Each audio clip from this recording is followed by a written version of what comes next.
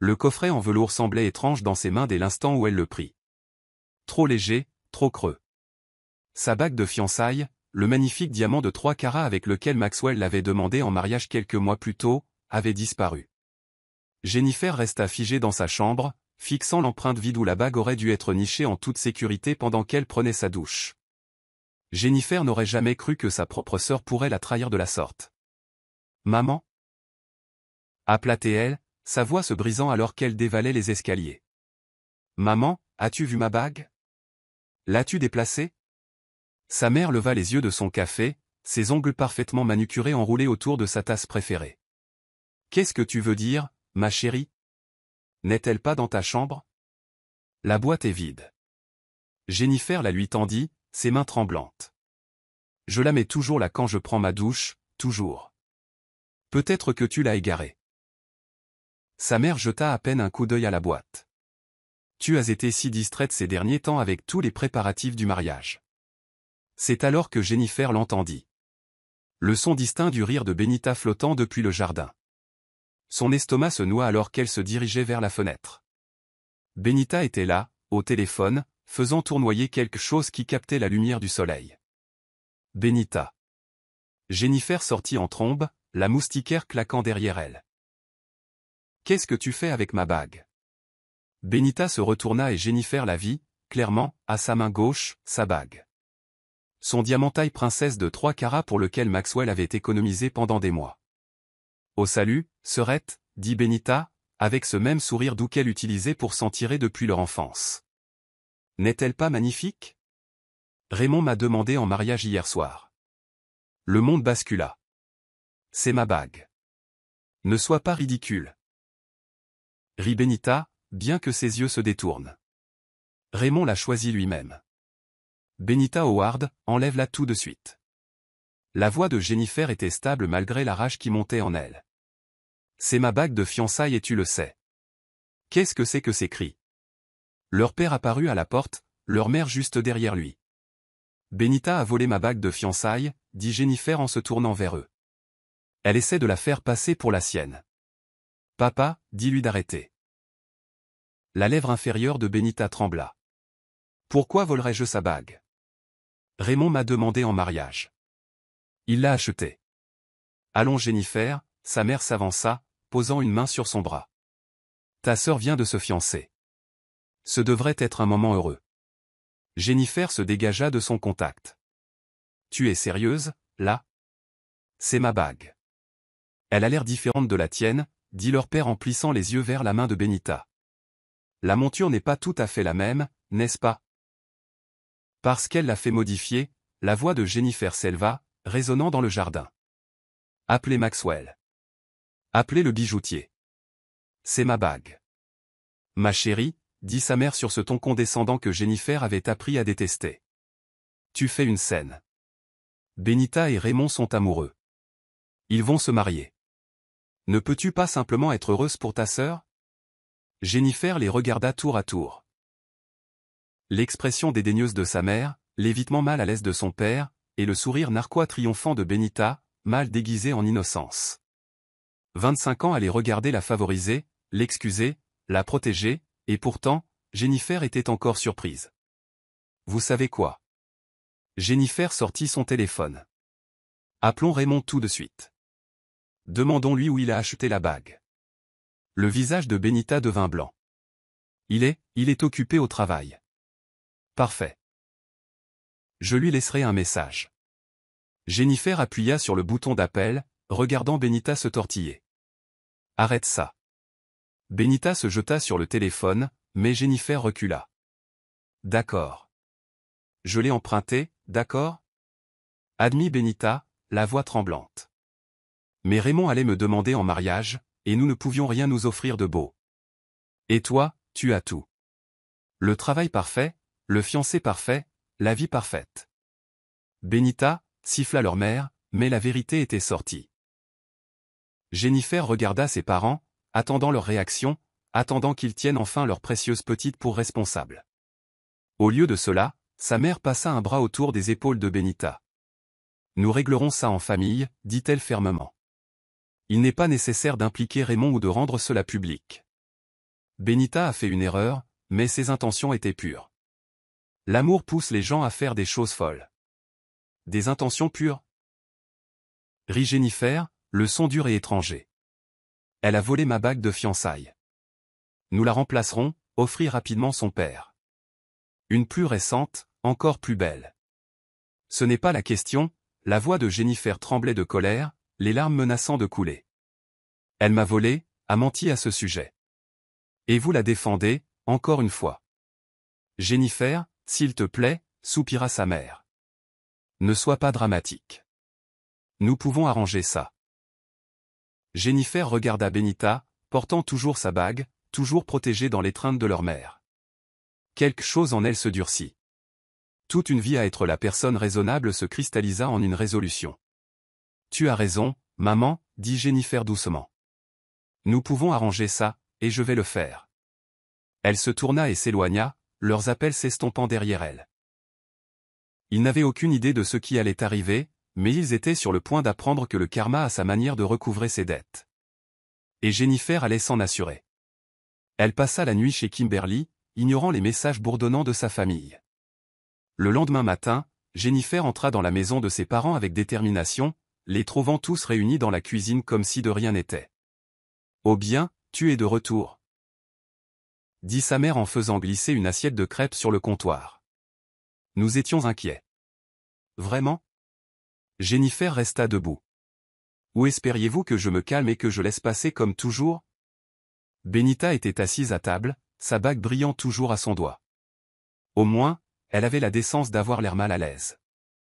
Ma chérie, commença son père, nous avons discuté et nous pensons. Non, le coupa Jennifer. Vous n'avez rien à penser. Cette bague est à moi, et Benita va l'enlever. Tout de suite. En fait, sa mère se redressa. Nous avons décidé d'aider Benita et Raymond à t'acheter une nouvelle bague. Une meilleure. Comme ça, tout le monde est gagnant. Jennifer la fixa, incrédule. Tout le monde est gagnant ? Ma sœur me vole, ment à son petit ami, et vous voulez la récompenser. Ce n'est pas une récompense. Raymond m'aime, intervint Benita. Et cette bague, elle me va si bien, comme si elle était destinée à être la mienne. Tu délires, dit Jennifer en se tournant vers ses parents. Et vous êtes complices, encore une fois. Ça suffit maintenant, la voix de son père s'éleva. Nous essayons de trouver une solution ici. La seule solution est que Benita rende ce qu'elle a volé et assume les conséquences pour une fois dans sa vie. Le téléphone de Jennifer sonna, coupant l'atmosphère tendue dans la cuisine familiale. Le numéro était inconnu, mais elle répondit quand même, tournant le dos au regard silencieux de sa famille. « Est-ce Jennifer » demanda une voix d'homme. « C'est James de Crystal Jeweler. Nous avons un problème concernant l'achat d'une bague. » Le cœur de Jennifer s'emballa. « Oui, c'est Jennifer. » Quel genre de problème ? Une jeune femme a apporté une bague pour la faire redimensionner hier. Elle correspond à la description d'une que nous avons vendue à un M. Maxwell Grant il y a 3 mois. Elle a affirmé que c'était un cadeau de son petit ami, mais quelque chose nous a semblé étrange. Nous conservons des dossiers détaillés de nos ventes, en particulier pour des pièces de cette valeur. Jennifer mit rapidement l'appel sur haut-parleur, ses yeux se fixant sur Benita, qui s'agita mal à l'aise. « Continuez, dit-elle. Eh bien, lorsque nous avons vérifié le numéro de série, il correspondait à l'achat de Monsieur Grant. La jeune femme a donné son nom comme étant Benita et a dit que son petit ami s'appelait Raymond. Mais nos dossiers montrent que cette bague vous appartient. » Benita se leva d'un bond de sa chaise. « Vous n'aviez pas le droit de vérifier, s'exclama-t-elle. Jennifer répliqua sèchement, « J'en avais tout à fait le droit. » Se retournant vers le téléphone, elle dit, « Merci de m'avoir appelé, James. Cette bague m'a été volée par ma sœur. » Elle essaie de la faire passer pour sa bague de fiançailles. La cuisine tomba dans le silence, la tension épaisse dans l'air. « Je vois, » dit James prudemment. « Dans ce cas, nous aurons besoin d'une preuve de propriété en bonne et due forme avant de procéder à toute modification. Vous voudrez peut-être aussi porter plainte à la police. » « Pas de police, » s'écria leur mère, l'air paniqué. « Nous pouvons régler ça en privé. » « Merci, James, dit fermement Jennifer. J'apporterai le reçu original et les documents aujourd'hui. Elle mit fin à l'appel et fit face à sa famille. Le visage de Benita était devenu d'un rouge profond. Leur mère avait l'air de pouvoir s'évanouir, tandis que leur père évitait tout contact visuel. « Tu veux toujours prétendre que c'était un cadeau de Raymond ?» demanda Jennifer, sa voix glaciale. « Tu es juste jalouse » explosa Benita. « Tu ne supportes pas que je sois heureuse, que quelqu'un veuille m'épouser aussi. » Heureuse, ricana Jennifer. « Tu penses que construire un mariage sur le vol et les mensonges te rendra heureuse. » Ça suffit, interrompit leur mère en frappant sa main sur le comptoir. Benita a fait une erreur, mais impliquer des bijoutiers et menacer de porter plainte à la police. C'est aller trop loin, Jennifer. Nous t'avons mieux élevé que ça. Non, maman, dit Jennifer, sa voix stable de résolution. Vous m'avez élevé pour que je sois la responsable, la compréhensive, pendant que Benita s'en tirait avec tout. Eh bien, pas cette fois. S'il te plaît, la voix de Benita se cassa alors qu'elle essayait de faire appel à sa sœur. Raymond me quittera s'il l'apprend. Tu sais comment il est à propos de l'honnêteté. Je ferai n'importe quoi. Je te rembourserai. S'il te plaît, ne gâche pas ça pour moi. Tu aurais dû y penser avant de voler ma bague et de mentir à tout le monde. Jennifer attrapa son sac à main. Je vais chez le bijoutier. Ensuite, j'appelle Raymond. Tu ne peux pas. Benita se jeta sur elle, attrapant son bras. Maman, papa, arrêtez-la. Leur père parla enfin, sa voix lasse. Laisse-la partir, Benita. C'est aller trop loin. Mais elle va tout gâcher, gémit Benita. Jennifer se libéra de l'emprise de sa sœur. Non, Benita, c'est toi qui as tout gâché. Je m'assure juste que la vérité éclate. Elle se dirigea vers la porte. Sa mère l'appela. Si tu fais ça, tu déchireras cette famille. Jennifer s'arrêta à la porte et se retourna, son expression froide. Non, maman, c'est vous et Benita qui avez fait ça au moment où vous avez décidé que le vol et les mensonges étaient acceptables tant que votre fille préférée obtenait ce qu'elle voulait. Sur ce, elle sortit, la porte se refermant fermement derrière elle. Son téléphone vibra alors qu'elle sortait. Un texto du bijoutier confirmant qu'ils avaient localisé ses dossiers d'achat. Parfait. Il était temps de montrer à sa sœur que le karma ne se souciait pas d'être la favorite de la famille. Jennifer était assise au comptoir de la cuisine de Kimberly plus tard ce soir-là, sirotant du vin. Le reçu de Crystal Jeweler était étalé devant elle. Je n'arrive pas à croire qu'il la défende, dit Kimberly en secouant la tête. Enfin, si, je peux, parce que c'est ta famille. Mais quand même. Jennifer soupira. Tu aurais dû voir le visage de Benita quand le bijoutier a appelé.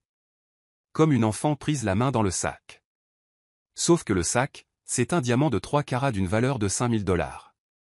Kimberly se pencha en avant, ses yeux pétillants d'anticipation. Alors, quel est le plan? S'il te plaît, dis-moi que tu vas passer à l'artillerie lourde. Le téléphone de Jennifer vibra à nouveau. Un autre texto de Benita. Astérisque s'il te plaît, ne fais pas ça. J'expliquerai tout à Raymond moi-même. Astérisque Jennifer ricana, montrant son téléphone à Kimberly. Ouais, bien sûr. Elle essaie juste de gagner du temps pour tisser un autre mensonge. Bien sûr qu'elle le fait, dit Kimberly en roulant des yeux. Tu le sais, n'est-ce pas? La sonnette retentit, les faisant sursauter toutes les deux. Kimberly jeta un coup d'œil par le Judas et se retourna les yeux écarquillés. C'est ta mère. Jennifer se leva, posant son verre de vin. Bien sûr que c'est elle. Laisse-la entrer. Sa mère entra en trombe, son sac à main de créateur se balançant à son entrée. Jennifer, nous devons parler. Tout ce que tu as à dire, tu peux le dire devant Kim, dit fermement Jennifer.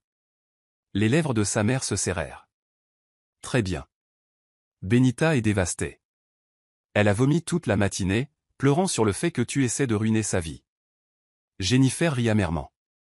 C'est la meilleure. Elle vole ma bague de fiançailles, ment à tout le monde.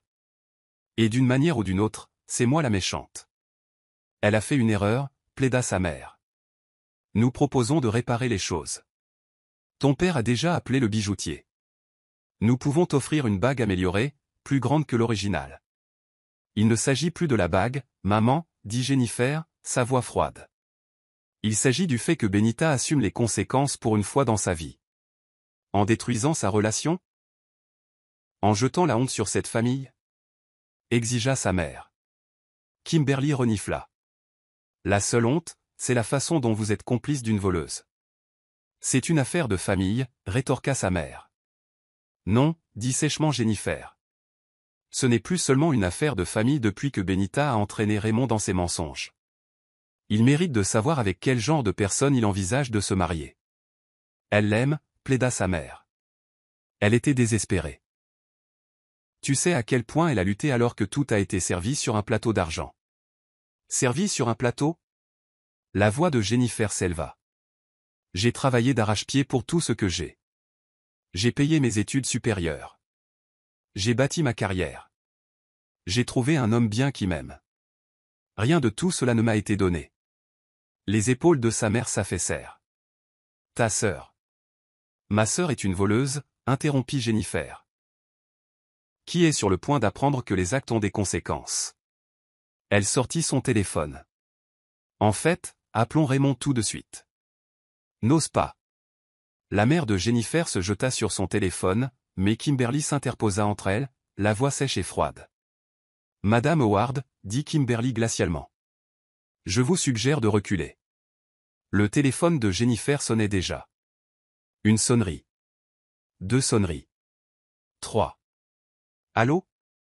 La voix de Raymond passa, claire mais confuse. Raymond, c'est Jennifer. Nous devons parler de la bague de fiançailles de Benita. Jennifer, s'il te plaît. La voix de sa mère se cassa de désespoir. À propos de quoi? Demanda Raymond. Quelque chose ne va pas? La voix de Jennifer était ferme. J'ai besoin que tu me rejoignes chez Crystal Jeweler dans 1 heure. Il y a quelque chose que tu dois voir. Une pause. D'accord. Benita doit-elle venir aussi? Non. Dit-elle fermement, regardant le visage de sa mère s'effondrer. Juste toi. Après avoir raccroché, sa mère la fixa comme si elle était une étrangère. Je n'aurais jamais cru que tu pouvais être aussi cruelle. Jennifer rit amèrement. Cruelle? Ce qui est cruel, c'est de regarder sa fille voler sa sœur et l'aider à le couvrir. Ce qui est cruel, c'est de laisser Benita mentir à un homme innocent sur quelque chose d'aussi important que leurs fiançailles. Ce qui est cruel, c'est de se tenir dans la maison de quelqu'un d'autre, en essayant de le culpabiliser pour qu'il accepte plus de trahison familiale. Tu as changé, murmura sa mère. Non, répondit Jennifer, sa voix stable. J'en ai finalement eu assez. Maintenant, si tu veux bien m'excuser, j'ai un rendez-vous à la bijouterie.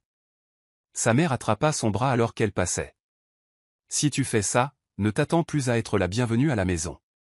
Jennifer retira doucement sa main. C'est bien. Je préfère être seule qu'entourée de gens qui pensent que l'amour signifie être complice du vol et des mensonges. Après le départ de sa mère, Kimberly serra Jennifer fort dans ses bras. Ça va? En fait, oui, répondit Jennifer en ramassant le reçu, sa preuve de propriété. Pour la première fois depuis une éternité, j'ai l'impression de faire exactement ce que je devrais faire. Tu veux que je vienne avec toi pour rencontrer Raymond? Demanda Kimberly. Jennifer secoua la tête. Non, c'est quelque chose que je dois faire seule. Mais garde ton téléphone allumé. Quelque chose me dit que Benita va faire tout un spectacle quand elle découvrira ce qui se passe. Alors qu'elle rassemblait ses affaires pour partir, son téléphone s'illumina avec un texto de Benita.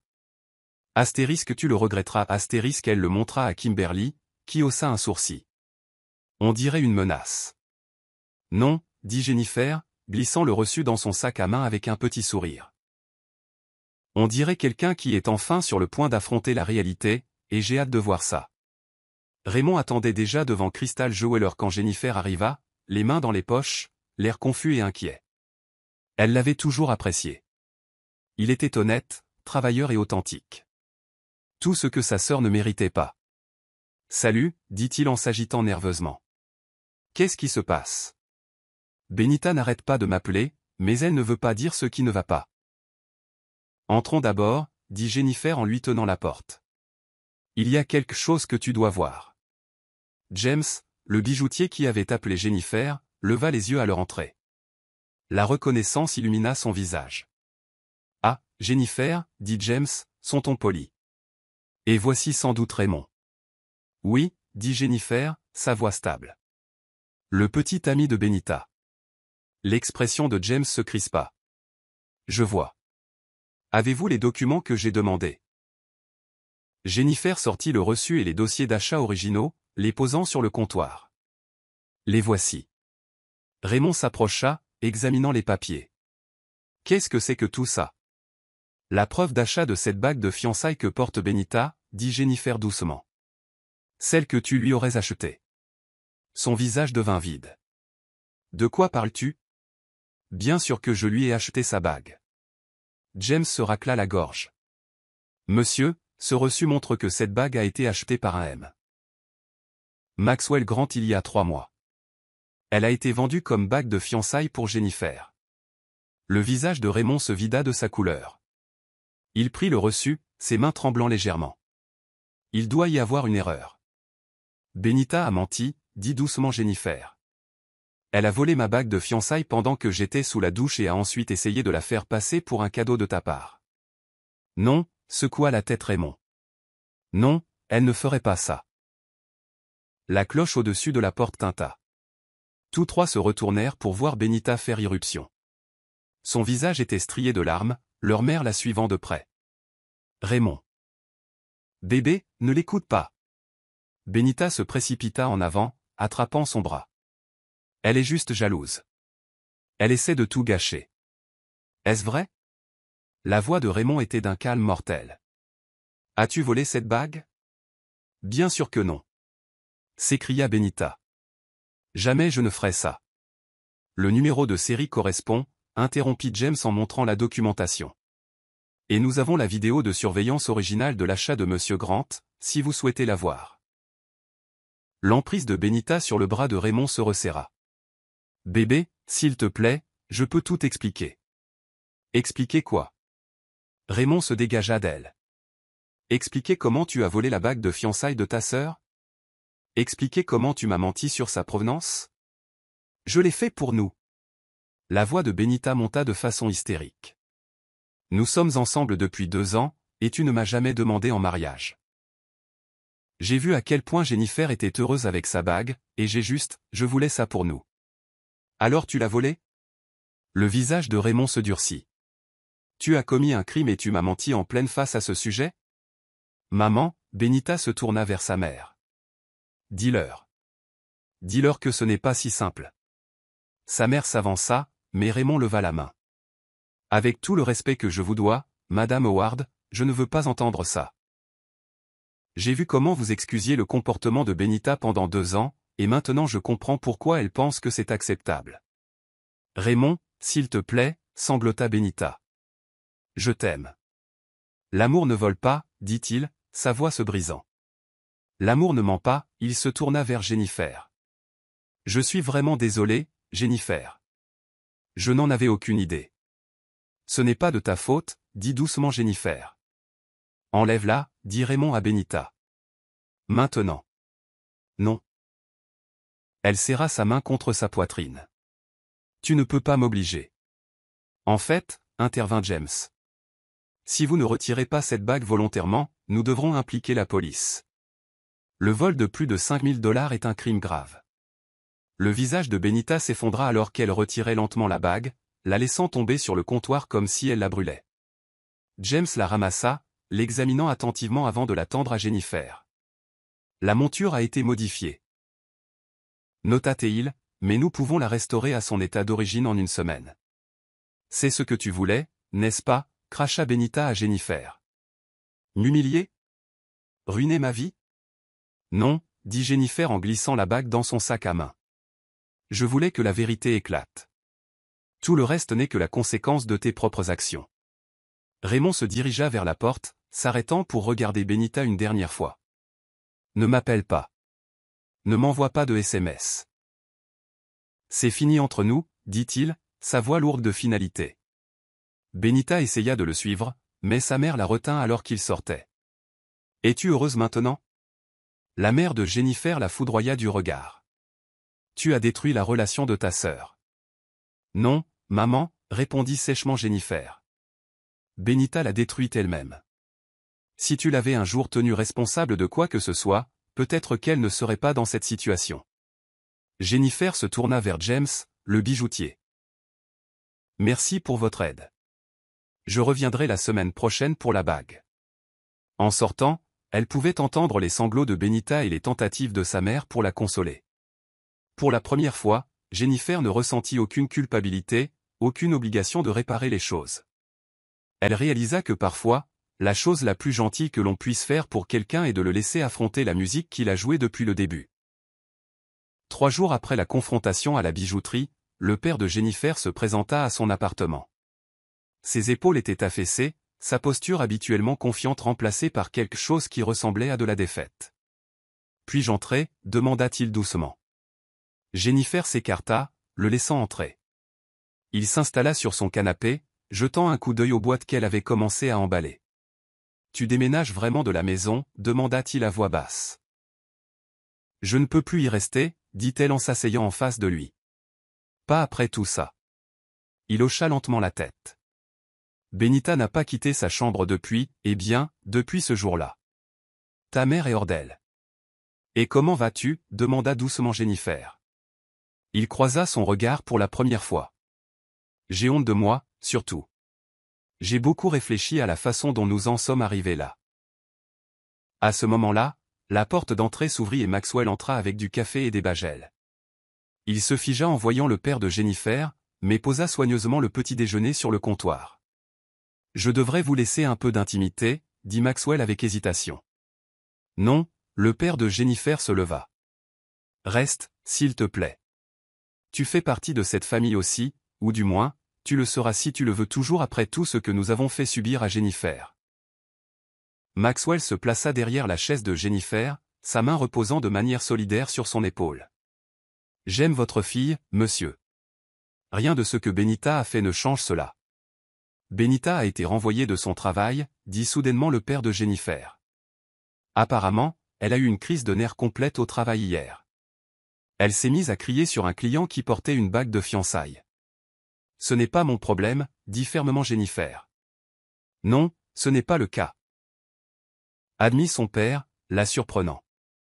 Tout comme ce n'était pas ton problème quand elle a accidenté ta voiture à l'université, ou quand elle a pris de l'argent de ton compte d'épargne l'année dernière. Nous en avons toujours fait ton problème, n'est-ce pas? Jennifer sentit les larmes menacées, mais les retint. Toi et maman avaient toujours dit que je devais la protéger, la comprendre. Nous avions tort, admit son père, sa voix se brisant. Nous avons échoué avec vous deux.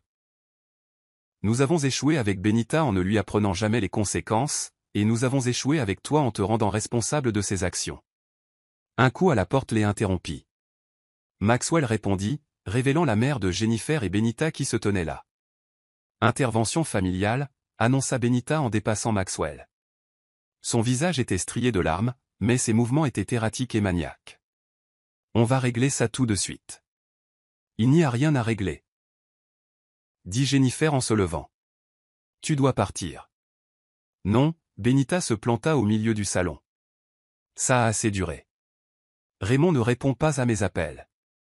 J'ai perdu mon travail, et tout ça parce que tu n'as pas pu me laisser être heureuse. Benita, la voix de son père contenait un avertissement, mais elle l'ignora.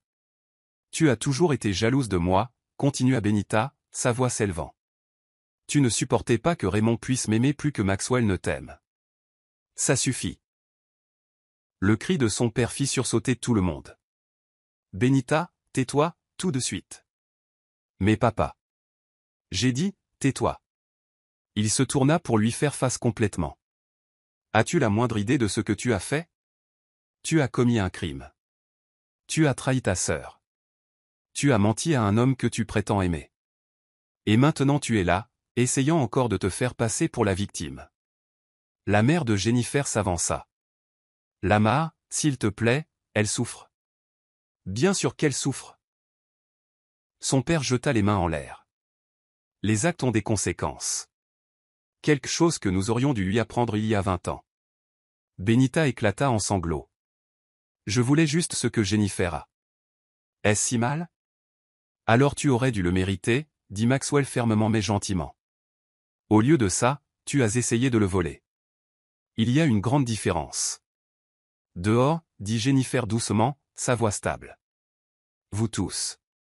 J'en ai fini avec cette conversation, ce drame, tout ça. Jennifer, plaida sa mère. Nous sommes une famille. Une famille ne se vole pas, dit Jennifer. Une famille n'est pas complice du vol et des mensonges. Une famille ne se présente pas sans y être invitée pour faire plus de demandes.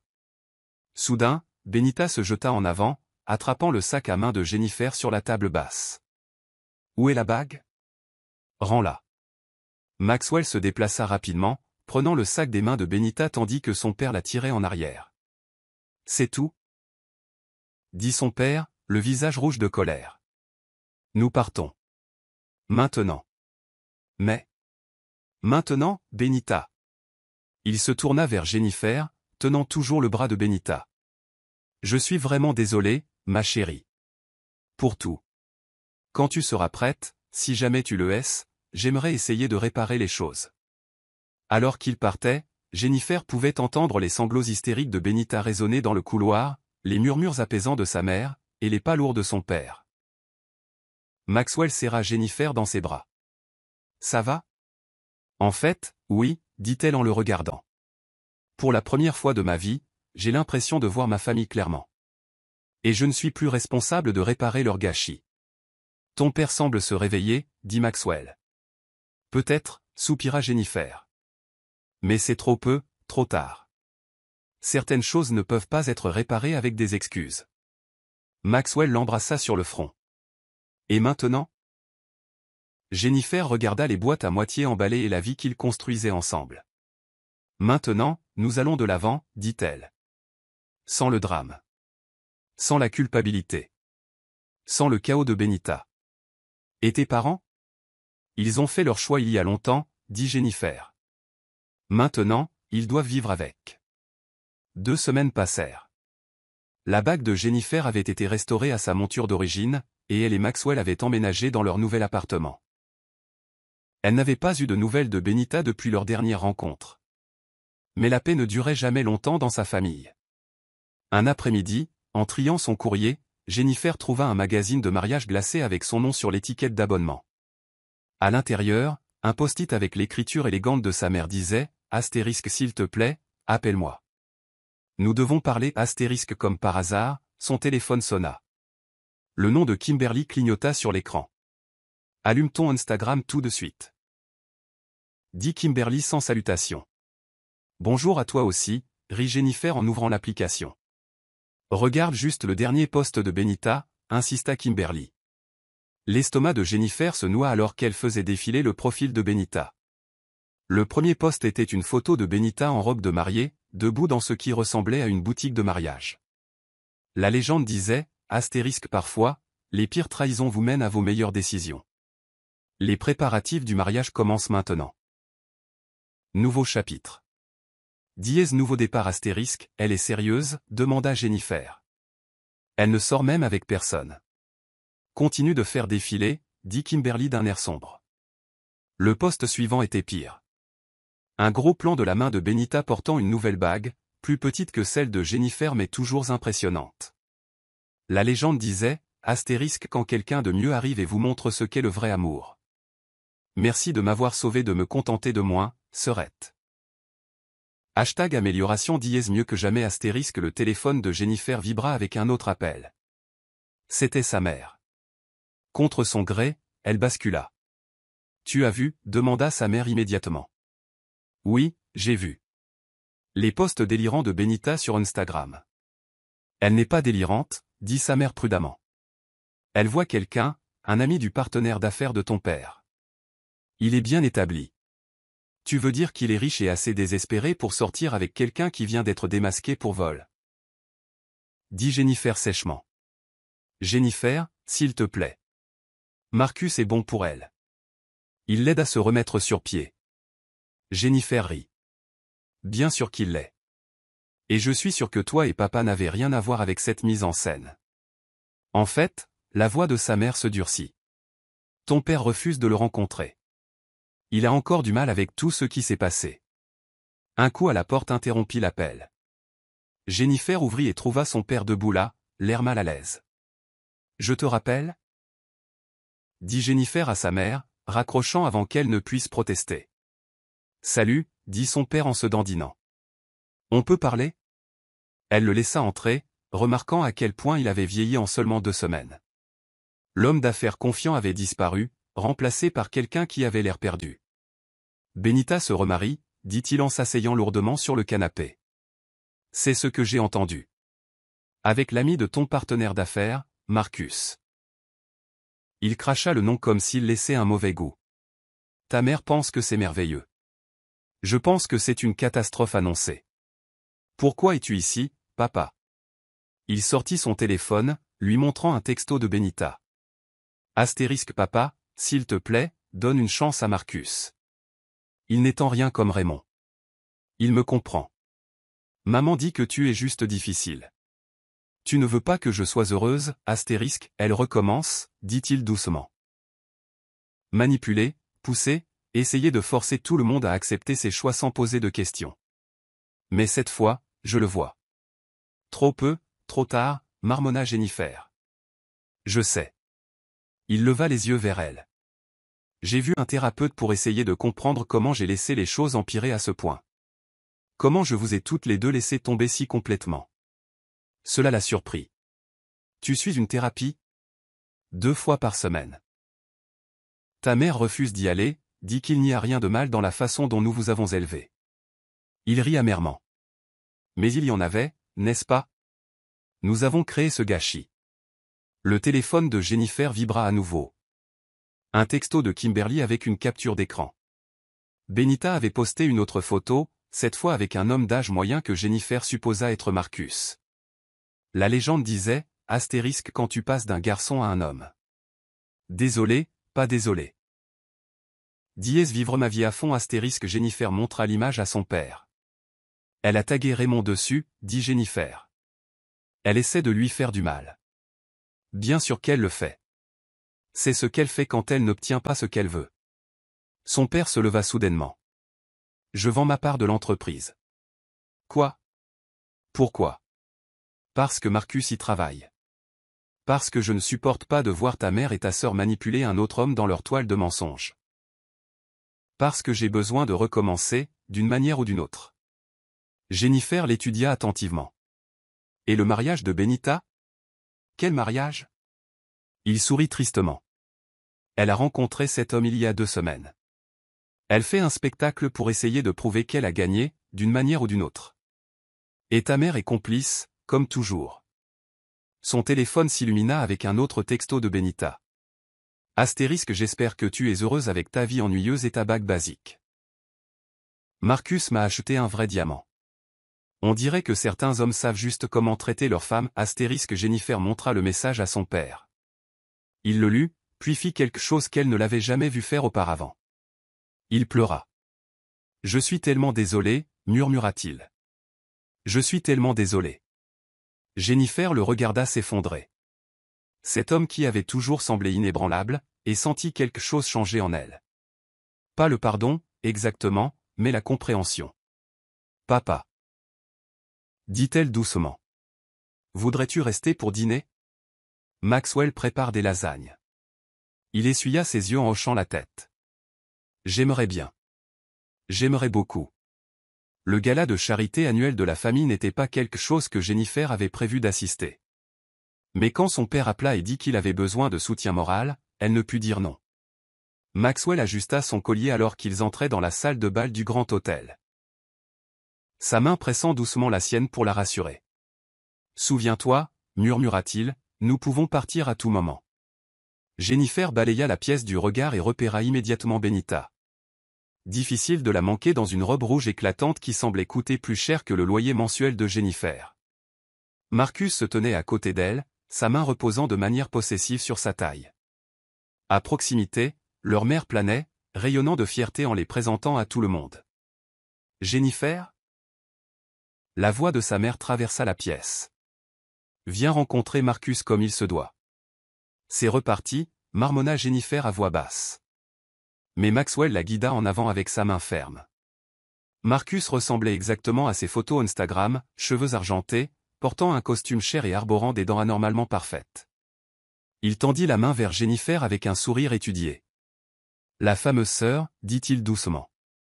Benita m'a tant parlé de vous. »« Vraiment ?» répondit Jennifer en forçant un sourire crispé. « Que de bonnes choses, j'en suis sûr. »« Bien sûr, » intervint Benita, gloussant en se pressant contre Marcus. « Je lui disais justement comment tu m'as inspiré à améliorer ma vie. Tout arrive pour une raison, n'est-ce pas ?» Le sourire de Jennifer vacilla légèrement, mais elle garda son sang-froid. « C'est vrai, » dit-elle simplement, son ton neutre en rencontrant le regard triomphant de Benita. « En parlant de raison. » Marcus sourit aux parents de Jennifer. « Benita et moi avons une annonce à faire. » Le père de Jennifer apparut à côté d'elle, le visage tendu. « Une annonce ?» Marcus, bébé, dit Benita, sa voix légèrement nerveuse. « Pas encore. Nous avions convenu d'attendre. »« Je ne peux pas attendre une minute de plus, » dit Marcus en faisant teinter son verre pour attirer l'attention de tous. « Mesdames et messieurs, j'ai le plaisir d'annoncer que dans 3 semaines, Benita deviendra ma femme. » La salle éclata en applaudissements. La mère de Jennifer se précipita pour les embrasser tous les deux, mais son père resta figé à côté d'elle. « 3 semaines, murmura Maxwell. « C'est de la folie, termina Jennifer. « Nous aurons un petit mariage aux Maldives, annonça Benita en souriant vivement. Très exclusif. Famille seulement, bien sûr. » Elle regarda directement Jennifer. Enfin, une partie de la famille. Benita, la voix de leur père contenait un avertissement. Quoi? Benita cligna des yeux innocemment. Je pense juste qu'il est préférable de garder les choses intimes. Après tout, certaines personnes pourraient ne pas approuver mon bonheur. Tu veux dire que certaines personnes pourraient parler à Marcus de ton passé de voleuse, dit Jennifer doucement.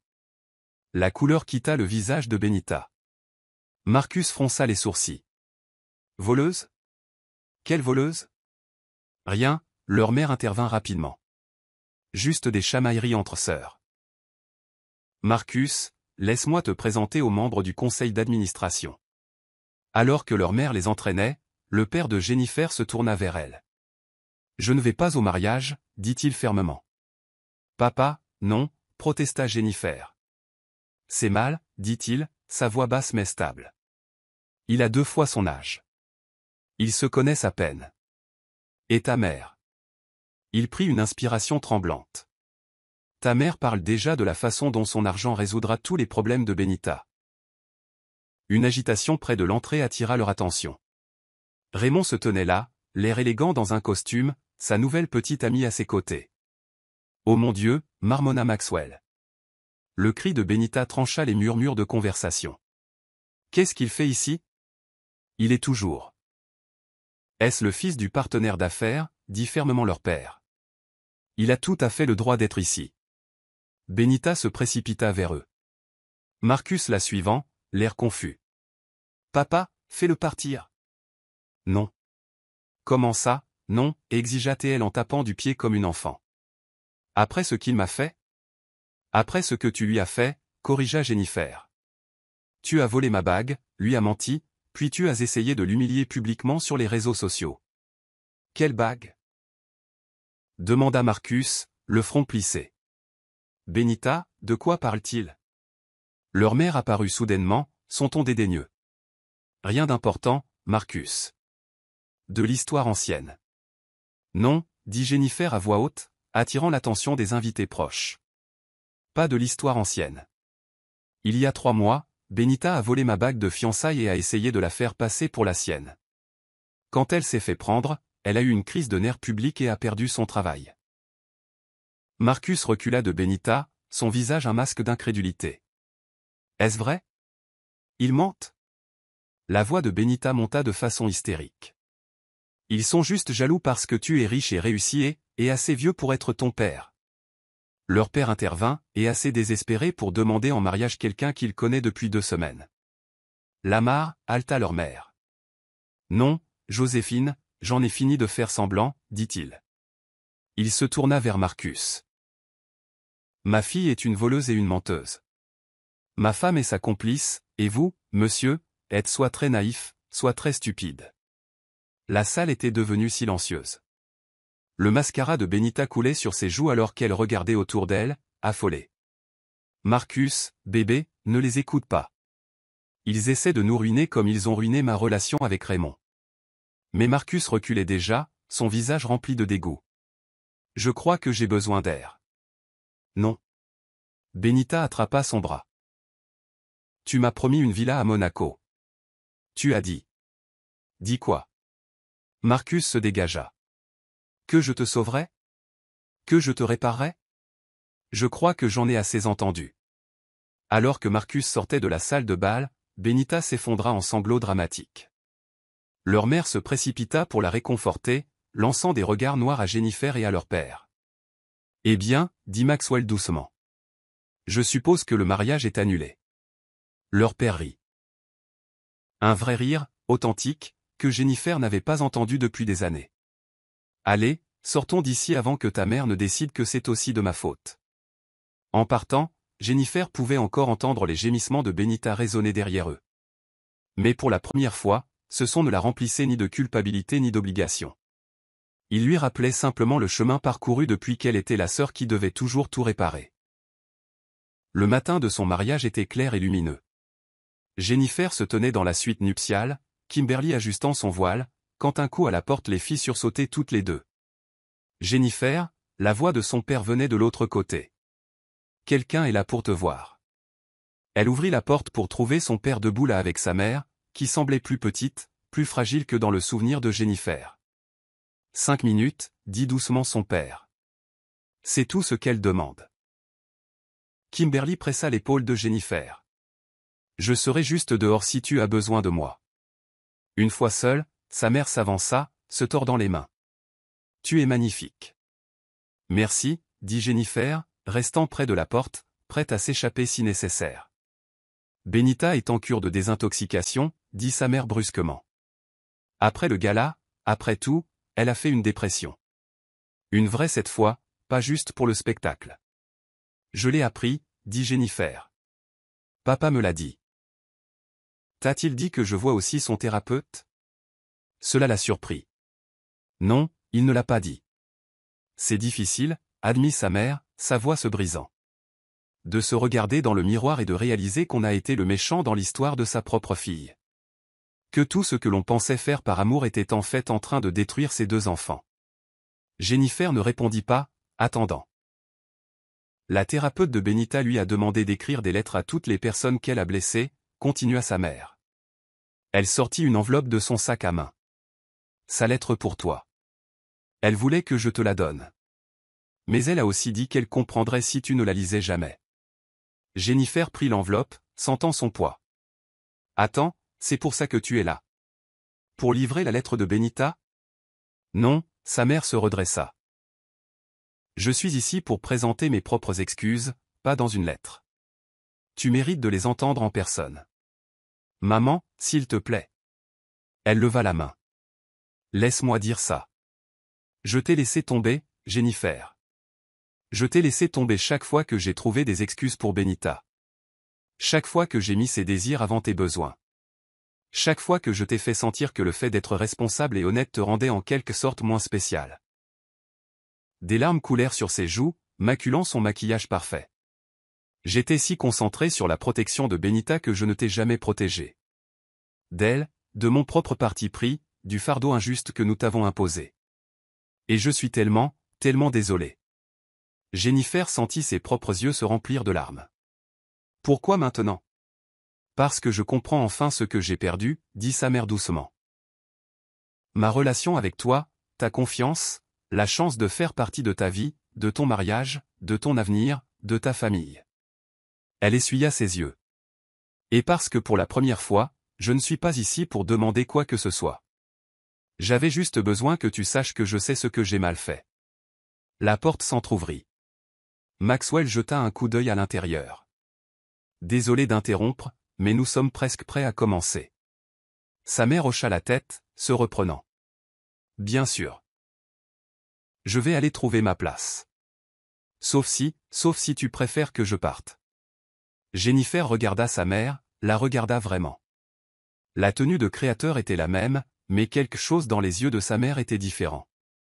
Plus humble, plus réel. Reste, dit doucement Jennifer. Mais maman, ça ne répare pas tout.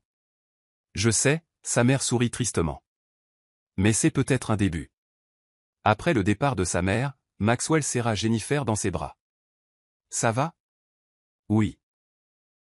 Jennifer toucha la lettre non ouverte de Benita. Je crois que ça va vraiment. Elle sourit faiblement. Tu veux connaître un secret? Maxwell sourit. Ton père prend des leçons de danse depuis des semaines.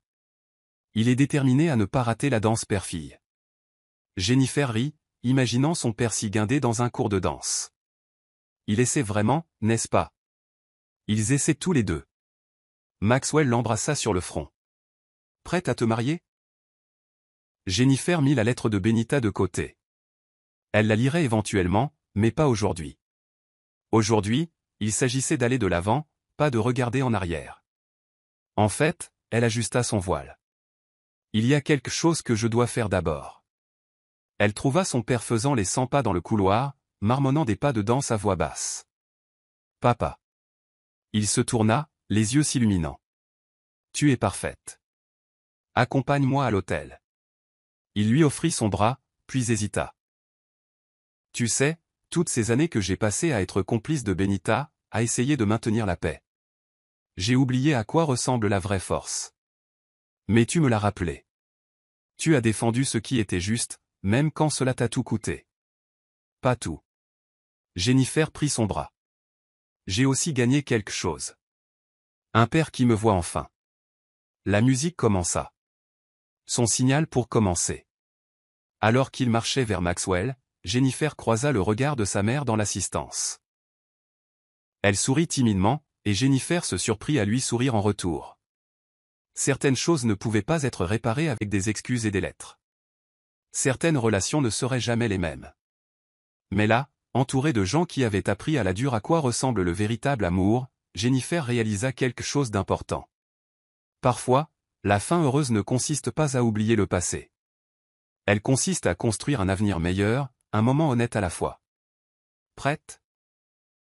Murmura son père alors qu'ils atteignaient l'hôtel. Jennifer serra son bras, regardant devant elle Maxwell, leur avenir.